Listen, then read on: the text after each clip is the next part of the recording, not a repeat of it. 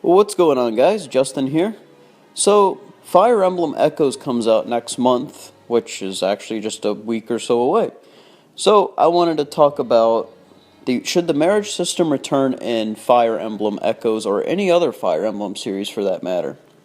So, for those of you that don't know, Fire Emblem actually almost went the way of the dinosaurs. It was about to be extinct, but Fire Emblem Awakening was their last shot to keep the series from dying, and it worked great. It's arguably the most popular Fire Emblem game ever.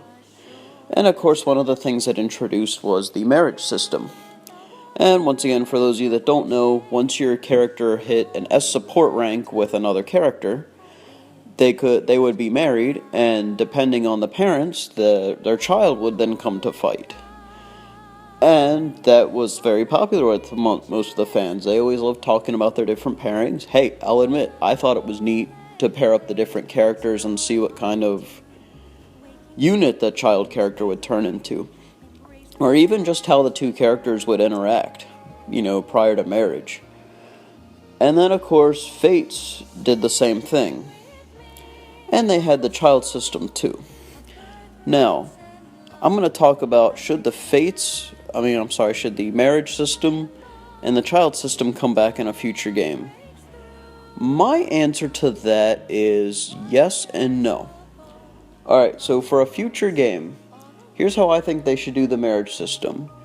Do it just like you did in the Game Boy Advance titles, where characters could get married, but it was only in their final scene. Like in the credits when it talks about, what everybody did after the main story. Do it like that. Now here's how child system, okay. Child system, I'm definitely going to say no, unless either one of two things. We get a Genealogy of the Holy War remake, or there's another game exactly like Genealogy of the Holy War.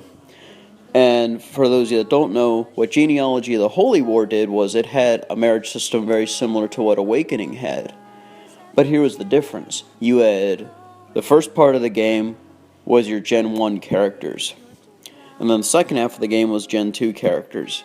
To kind of put it into perspective, if Awakening had done that, Chrom would have been Gen 1. And then Gen 2 would have been Lucina and the other child units. In fact, when I first got Awakening and heard about the marriage system, I actually thought that's how it was going to go, because I remember Genealogy of the Holy War did that. So, like I said, I actually think the marriage system has had some good things. It gets the fans talking, about which characters should be together, which characters shouldn't be together. And also, I feel it gives a lot of replay value. Like I said, when I played Awakening, for example, I would do different pairings with, say, Chrom, just to see what kind of character Lucina would turn into, and, what kind of relationship Chrom would have with his new wife. And, of course, I did the same thing with the other characters.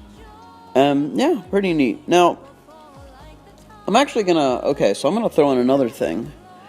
So, if they do another marriage system, and they put in another avatar unit, like how Robin was in Awakening, or Corrin was in Fates, please don't do avatar-only pairings. Like, for example, in Fates, I thought it was bullshit that Scarlet could only marry Corrin.